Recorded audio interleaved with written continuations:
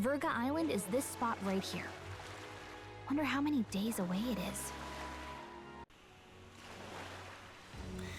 So, welcome back to Metaphor ReFantazio. Last time we found our next destination, and now it's time to plan our voyage there. We'll be passing... Hold on. Hold on. Hold on. Will really wants to hold on. We'll be passing through multiple campsites on our way, and also a few landmarks, and our ultimate destination is the village at Virga Island itself. Though if we zoom out, you'll notice that there's actually quite a bit of ocean. Also, there's this big thing here that was probably drawn back when that sea monster was still a thing, but that looks an awful like a human sea monster and not the thing that Forden killed. But yeah, this one's a little out of our path at this point, but you can kind of see an idea of like the path we'll take once we're fully within the ocean arc, but let's set sail. Oh.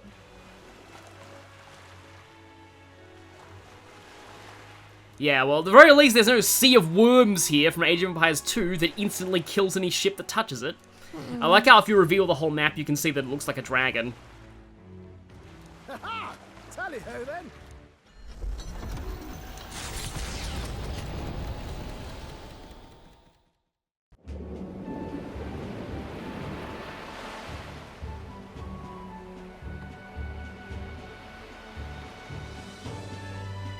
Tis actually moving. A fine effort. Was it ever in doubt? You're the master at the helm, my dear. Virga Island, eh? Well, I can say it's wholly foreign to me. Tis a land within an archipelago where many Mustari live. I've heard their faith involves a special maiden of some kind. Also heard that it involves a dragon god, if you've already got that entry from the memorandum. How have they managed to avoid the church's influence? I doubt they've the manpower or arms to fend off the crown theocracy. There's something there that could overturn history, as the Sanctists tell it. Something so damning they couldn't even afford their soldiers seeing it. So the rumors say, at least. Might just be a conspiracy theory. Oh great, so this world has conspiracy theories too. As for this dragon god's lance, we shall need to negotiate. Hello, will you give up your priceless sacred artifact to us, and we're giving it to this crazy guy who wants to turn this country into probably a militarized hellhole? Yeah, that's gonna go well. If negotiations are even on the table. Ugh, why all the fuss? Just kill him and take it. Fidelio is the one who is like, murder! The answer is murder. Nothing else works, yeah. Keep it simple. It's always kill, kill, kill with you two. Hey, Lord Luis's orders. Don't need to tell you, do I? Yet you'd impugn Count Luis's reputation with wanton massacre. Simple, was it? Hulkenberg, you're picking the wrong faction to make this argument to. We saw that at the soiree, Luis was able to openly admit that he let an entire village die and nobody cared. Ugh, give it a rest. Are we there yet? Hard to talk strategy with those two hanging around.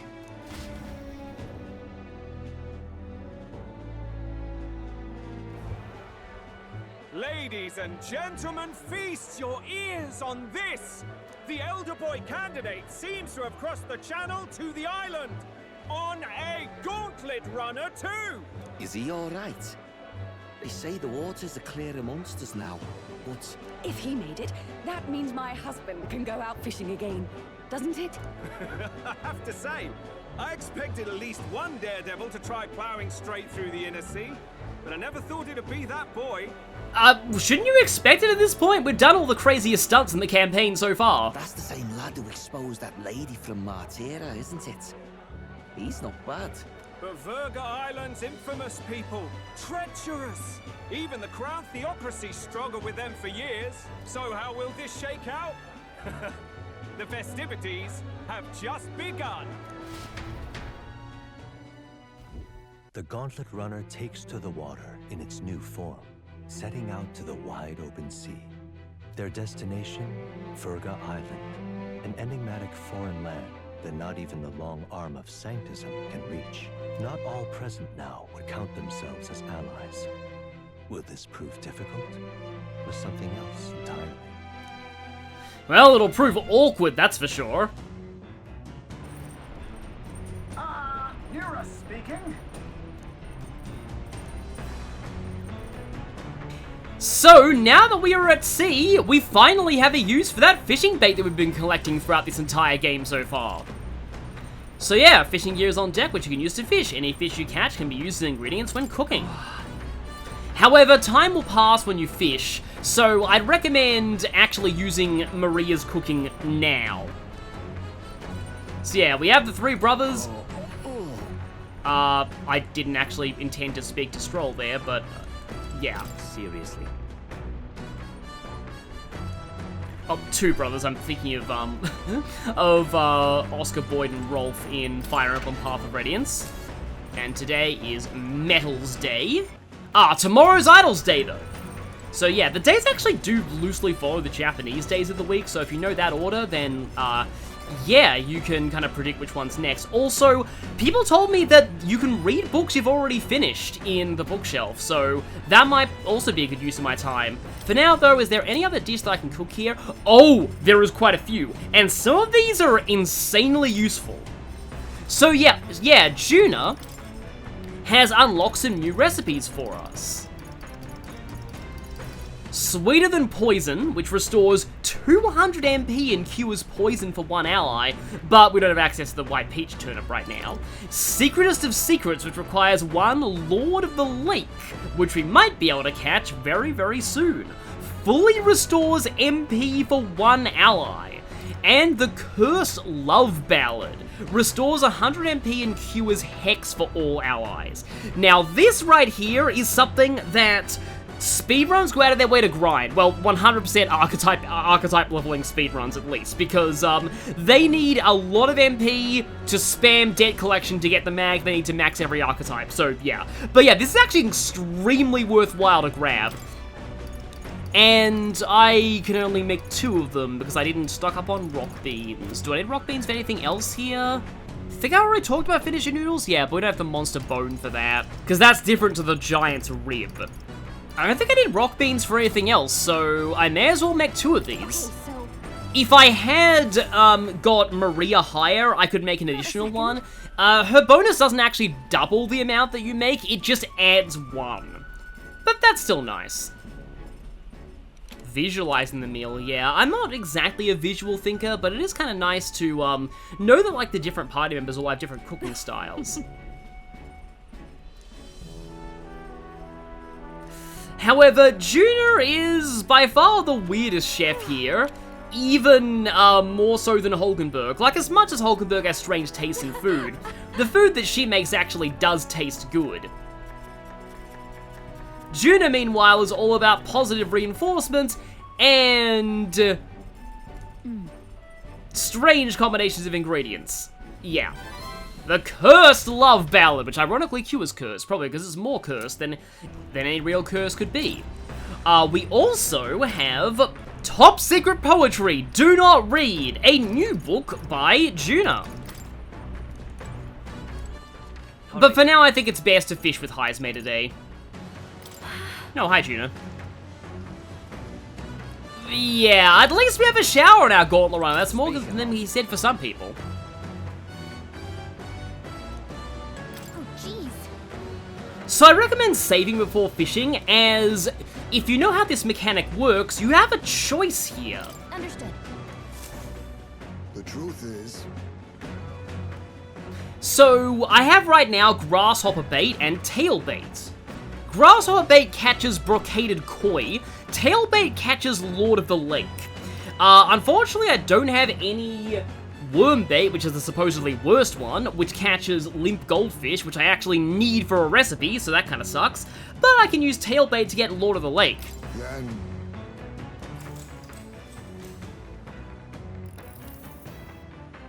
Okay, Gallica's just sitting there. So, there are 3 possible sets of choices when you're fishing. Of these, there is one silly option, one bad option, and one good option. So, you want to choose either the good option or the silly option. In this case, the good option is take a break, and the silly option is think like a fish. Sway with the waves will give the worst possible outcome. If you choose the good option, you'll get 2 copies of your bait's fish. But if you choose the silly option, you'll get 1 copy along with 2 of a different item. I think I'll be choosing the silly option here. Because all I need is 1 Lord of the Lake right now. You will need more Lords of the Lake for later, and it's actually quite like, your opportunities to fish are fairly limited, and once you get out of the Virga Island arc, you won't be going back to water routes unless you really specifically take your time to. So you might want to do as much fishing in this arc as you can. So yeah, if you choose the silly option, you get 2 Queen's Honey Jars. And these are needed to make other dishes. You need 5 of them to make every dish at least once. However, I'd recommend having more than 5, because I believe they are a requirement for the best dish in the game. Here we go. Then...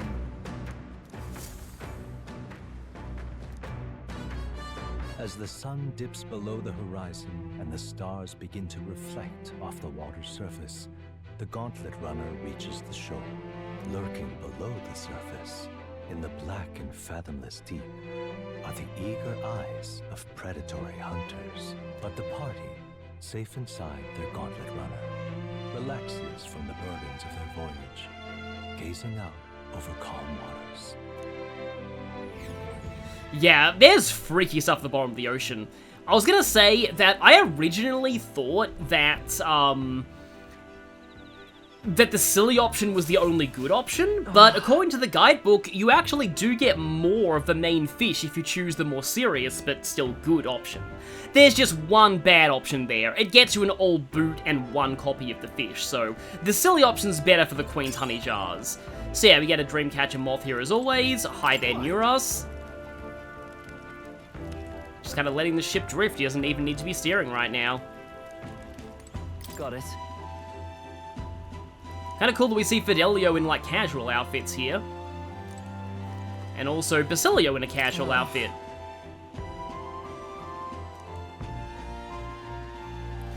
Well, yeah, don't underestimate the power of Neuros. He is the GOAT, as usual. So, we have normal reminiscing on the journey options here. We could also read, but I don't think I really need that much courage right now. And I want to show all the reminiscence scenes if I can. Let's go. There's another one inside, and I suspect that's Heisme. Yes, it is Heisme. We just got Juna, so of course, let's spend time with her.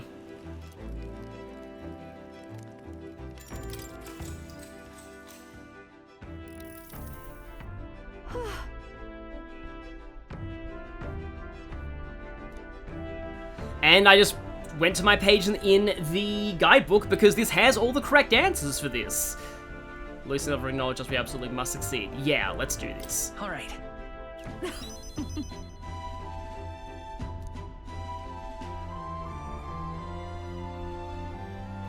Yeah, it would be. Plus, I'm just excited to try out my, my new mage.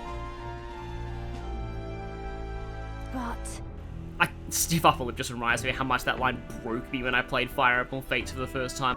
Stiff upper lip. I was not expecting a Fire Emblem character to say that in a British accent. So this gives a bigger boost to imagination than we've seen so far. And yeah, we have imagination of 4 already. Imagination. Why, that's...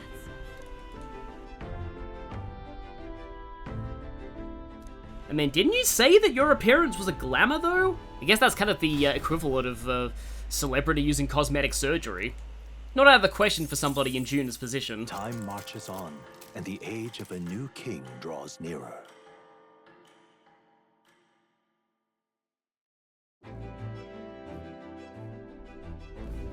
Oh, goodness.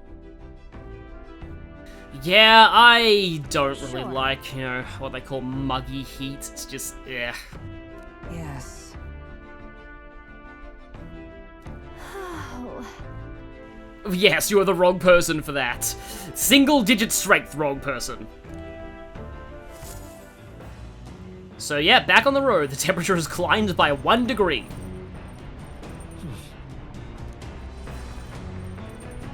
Yeah, I get the sense that's probably Sanctus propaganda, but we'll see. And aha, it is Idol's Day, which means... It'd be funny if Basilio or Fidelio ended up bumping into you in there, but yeah, okay. Let's just check out the pantry again. I'm not resetting, I already have a lot of Gauntlet shrooms. I got the exact same ingredients I got last time. Hi Basilio, why are you in the kitchen? Of course, Luis probably has an insanely luxury kitchen on the Gauntlet Runner. But now we can make the secretest of secrets. Oh, I just realized, yeah, I could have cooked last night before I did that activity. Oh well. But yeah, without one Law of the Lake, let's make the secretest of secrets. Do almost wish this gave a royal virtue increase, but it doesn't.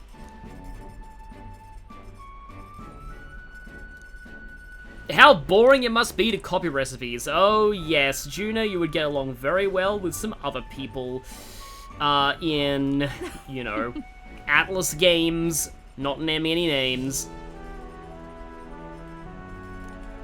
I mean, at least her dishes do taste fairly good. It seems like she always ends up getting out just a potato though, regardless of the ingredients we've actually used. So it seems like she's more just the one who picks out the ingredients rather than the one who actually cooks the thing. But this is apparently made with just fish and milk. Our dish is so nuanced. That's a word. I mean, yeah, at least she does that nice little hop at the end there. Secrets of secrets. It's kind of cool that she has a lot of MP management items. Because, you know, MP recovery is often hard to come by. And trust me, now is a very good time to be unlocking MP recovery, let's just say. The dungeon of this arc is insanely long and requires a lot of MP management.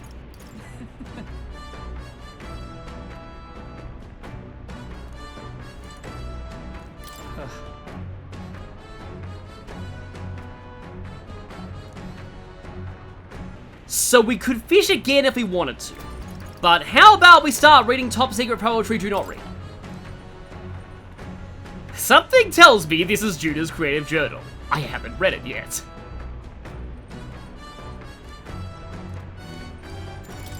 Yes, we will gain the courage to avoid being murdered by Judah.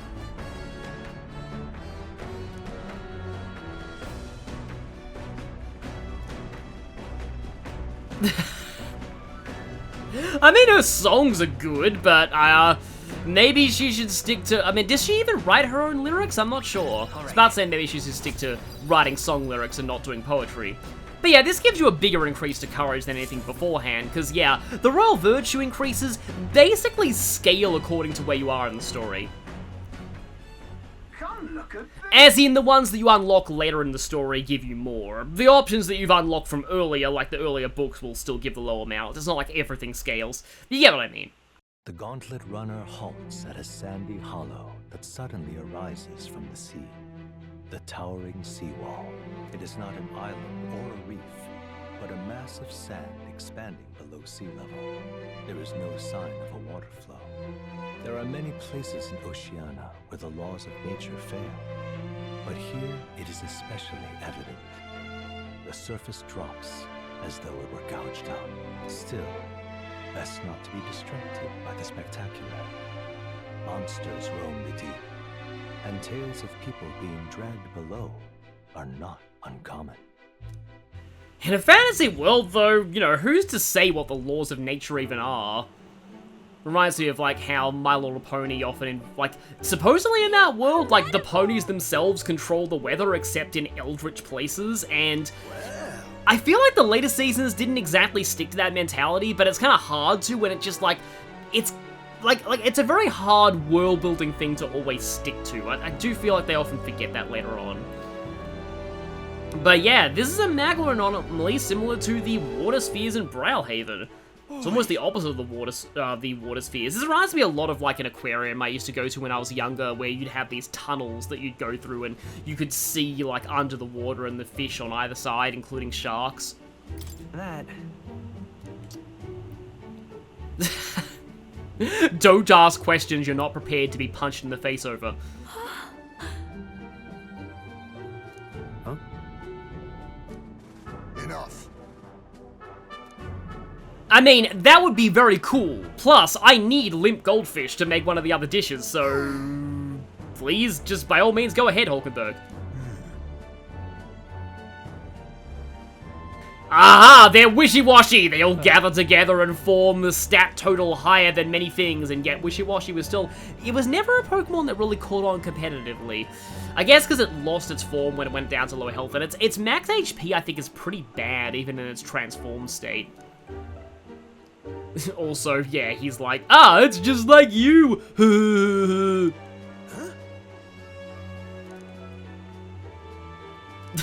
And now Neuros is on Team Spearfishing. I mean, maybe, but I am low on goldfish. I see. Let's go. Oh yeah, that would suck. That would really suck. Alright. We do not want to become those Egyptian chariots in the Prince of Egypt movie. Here. And yeah, I am almost positive this contains some of the greatest drawings of fish ever done by a person in this world. As the water sparkling in the setting sun begins to lose the light shimmer, the gauntlet runner reaches the calm surface of the reef. Yet the day draws to an end, and all are left to wonder how to spend the evening hours. Well, definitely cooking, since I forgot to that last time. And we can't go on the deck anyway because it's a storm. What terrible rain. It will be a storm soon enough. Can this vessel withstand it? Oh, right, yeah, we've got to cut a story scene here. Although, whenever, I'll just comment on that narration by Moore there. Whenever I hear reefs being talked about, I always think of Pirates of the Caribbean 2 with the line, "We must have hit a reef! It's not a reef! It's the Kraken!" Let's do it better than me, at least. Suppose we do owe Forden, if only because he handled that sea monster. Closure, etc. I mean, he only did it for his own gain, but at least it made the sea safer. Did we hit a rock out there or something? Back in a mo, I'll go sneak a look outside. Or did it? Those fool brothers are still abed, even in this tempest. Bloody Parapus. Almost makes one envy them. So, I feel like this is actually something that's been a little controversial. Like, Heismay definitely has prejudiced tendencies towards the Parapus because of, you know, the riots that killed his son. But it's made clear this is definitely an irrational thing that he will be able to get over.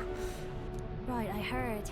You aren't too fond of the Parapus. They both had horrible upbringings, those two. But they really do have kind hearts behind the glares. They've risked their lives for mine countless times. Horrible upbringings? Have we ever really heard much about that? One time, I asked what I could do to repay them, and they came over all red-faced. We'd like to hear you sing, Lady Juna. Your voice is awful pretty, Lady Juna. Is this a joke to you? You think an outcast Ujeef is in no position to speak ill of the Parapus? What? No, I didn't mean... You know, just because you come from one minority doesn't really give you the right to be prejudiced to another minority. Bloody hell, how does anyone sleep on this old bucket? You feel that shaking earlier? Huh? Could cut the air in here with a knife. What were you two on about? We were arguing about racism, I guess. This almost reminds me of, like, how I just saw, like, a comment on a video about, like, I do, yeah, Clair Obscura is an amazing game, but, like, I feel like a lot of people praise things about it that also exist in other JRPGs. They're like, oh, it's so nice to have characters having actual conflict. Like, if you look at scenes like this, there's conflict in the party in this game, too, About how we'll get that Lance. Oh, conspiring while we're asleep, eh? Well, yes, Fidelio has some major confirmation bias against our party, but unfortunately for us, he's actually correct. We don't have to keep dancing around it, do we, Del? Why can't we be straight with him? Just come out with it, yeah? Tell him you still ain't sure that stuff with Glottel was on the level. If even we're suspicious, there's no way Lord Luis hasn't worked it out already. Not that it matters to me, anyway. True. Luis may be many things, well, many bad things, but he is smart. Still, I had to make sure, see for myself whether Lady Juna is on our side or not. Come on, you two.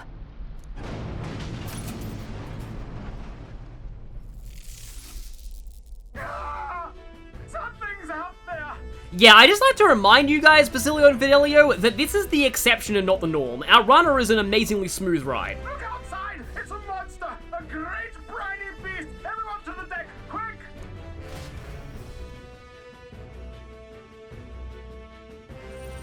What's happening? Our prep. Yeah, weird time to get a fully voiced line there, but Gallica instead just says, our prep. However, yes, prepping is important here, because we've got a boss fight on our hands, and for this fight, you'll want your archetypes to be on the level. Level 1 mage on Juna is not going to cut it, because you want electric skills. So I'll have to drop the Crescent Medal in favor of a mask. Mage Mask will get me Kande. But I think I'm going to actually drop Heismay, put in Hulkenberg, because I have Magic Knight's Hammer. Okay, there we go. We need Gunner. Oh, Mask Dance is already fulfilling that, so I can use whatever skills I want and everyone else. Now, Sniper is definitely nice with Will. AoE attacks are really good, but you will want to be careful of weakness-granting skills in this fight. This is one of the rare fights where those might not be the most optimal choice for damage. Okay, and I have Stroll. Now, if you have Samurai by this point, Samurai's physical electric skill is insanely useful. Swordmaster with its AoE attacks is not a bad idea either, especially Vorpal Blade. Alternatively, I could lead with Heismay, use Formation of Vigor immediately, and then bring Juna in later. Oh, Slash Boost is nice. If I'm going to be using an attack buff turn 1, well, that will actually put Will up to +3 attack. Just trying to find a place for the boxer's headgear on somebody. I will swap over the Venom Ward Charm to Hulkenberg. Okay, and we do have that from Barton. Good, so I can swap Juna in without needing to spend a full press turn. Okay. Probably a good idea to also save here. Memorandum. On Heismay, because of the Parapus' involvement in the loss of his son, Heismay sometimes unknowingly turns his prejudice against the Magnus brothers who were unrelated to the incident. He himself is troubled by these thoughts. He feels, oh, that is interesting, yeah. Because that can happen with some people. Seriously. The fact that he does feel troubled about it, that is a good sign, though. What to do?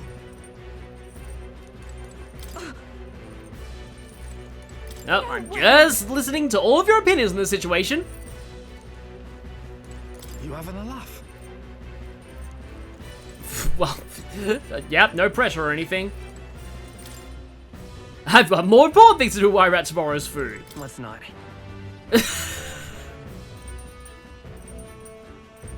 I did not know this was a line. I had a feeling there'd be a funny response to this, but what about the shower? This is no good.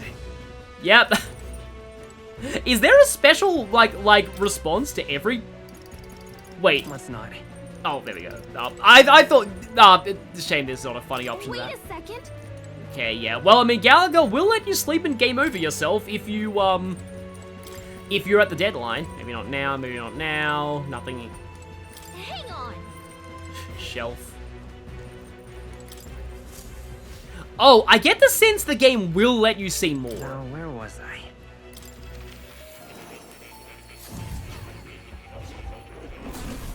Ah, right. Hi there, there's a giant sea monster, about to kill us. Do you mind if I pet the cat for moral support? Okay, bye. Oh, let's not. This is no time to be doing laundry. This is no time to curl up with a book. Hang on. Okay, yeah. I guess it was established that the teleportation magic takes a long moment of concentration, so it can't be done when you're in mortal danger like now. Oh, we have to use this ladder specifically, okay. And And welcome to the cutscene that was used in all the trailers. Me commenting on the Kraken from Pirates of the Caribbean was actually a coincidence. I forgot this happened this soon.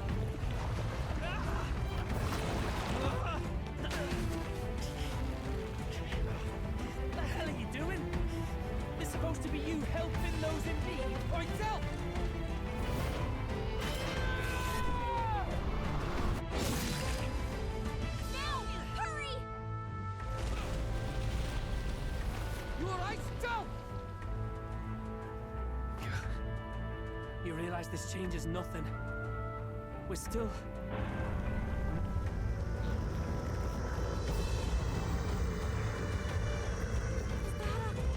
Human? Don't charge straight at it. We've got the arms. We'll clear him out of the way. Got it. If we don't kill the thing, we're all sunk. Don't get used to it.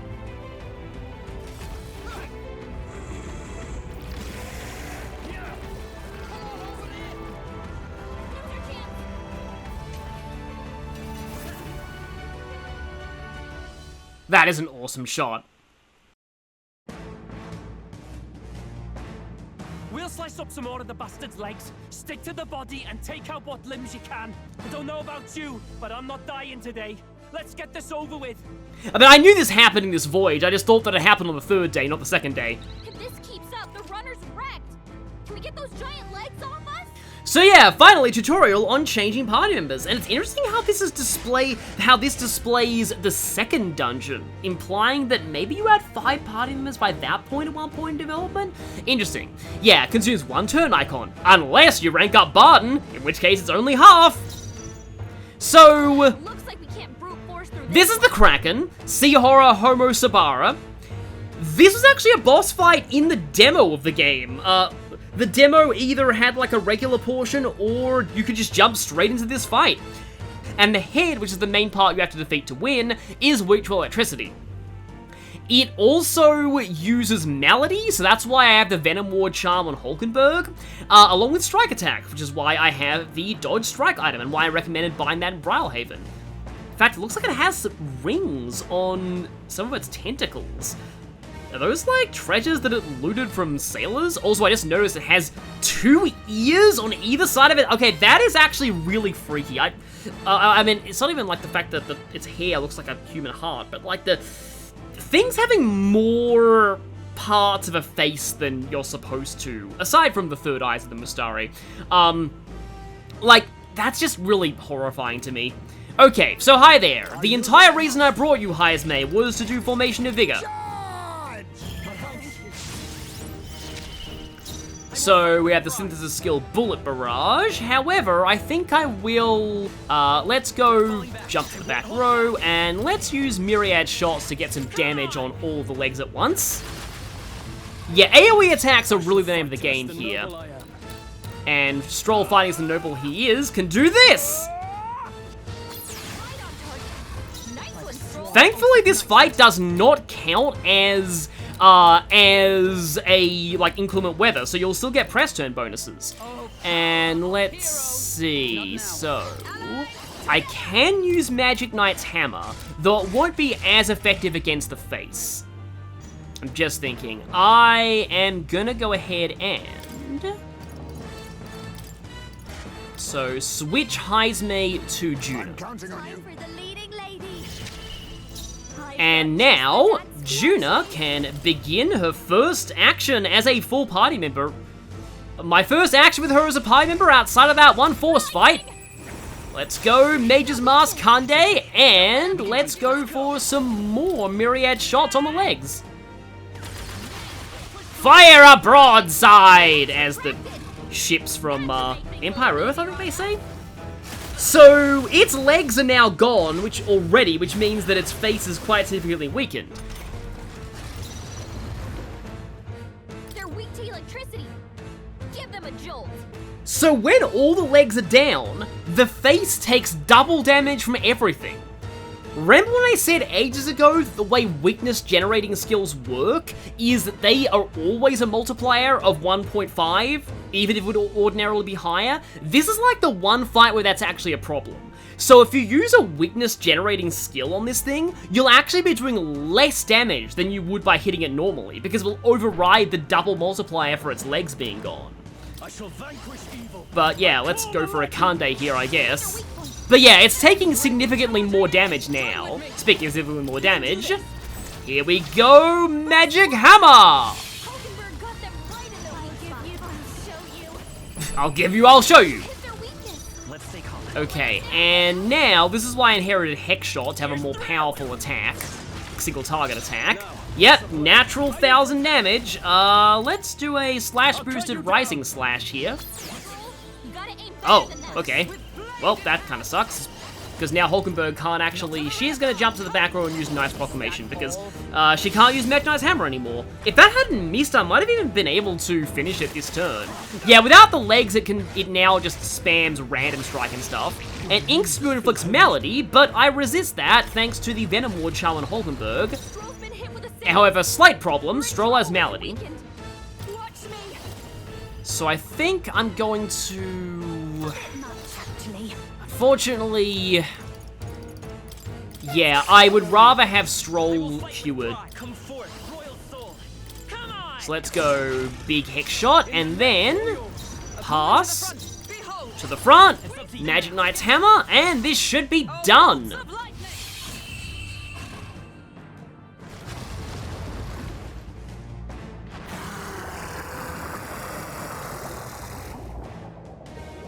That was a crown on one of its tentacles too. For how much hype that fight gets, getting its own cutscene, the fact that it's the sea monster that's been terrorizing this ocean, yeah, Forden was totally lying about the beast he killed, to the surprise of absolutely no one. And the fact that this fight was just the subject of one of the game's demos, it's surprisingly really easy, I find, if you have any AoE attacks. When I first beat it on my first playthrough, I was like, wait, was that it? I was expecting there to be a second phase, but no, that's just it. This battle is an absolute joke if you have any kind of, especially like just Swordmaster totally wrecks it. Nice. AoE Slash just completely destroys the tentacles. Oh, June is great sometimes.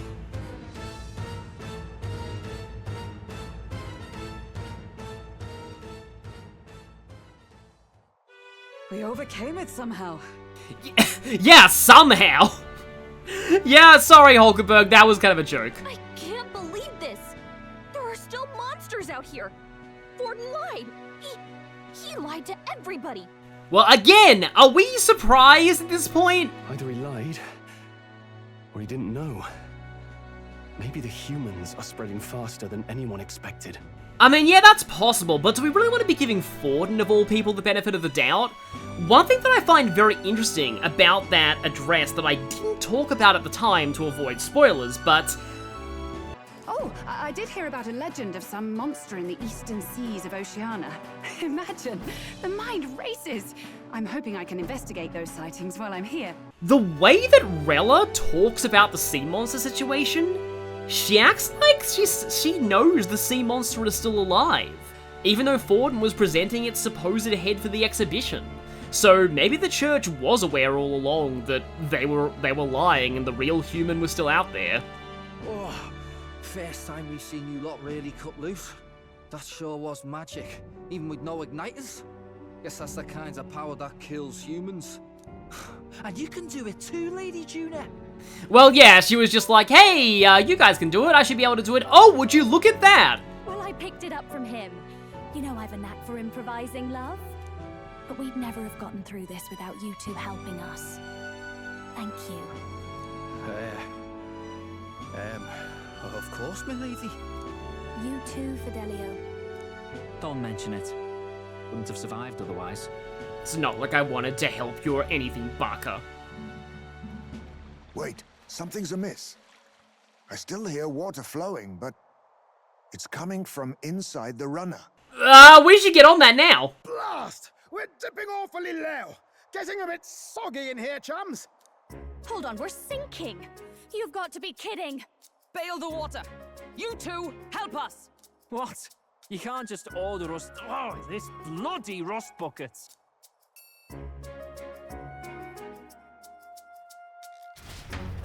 And so the threat of us all drowning was treated as a wacky comedy moment. Time marches on, and the And age of time the marches king on. draws nearer.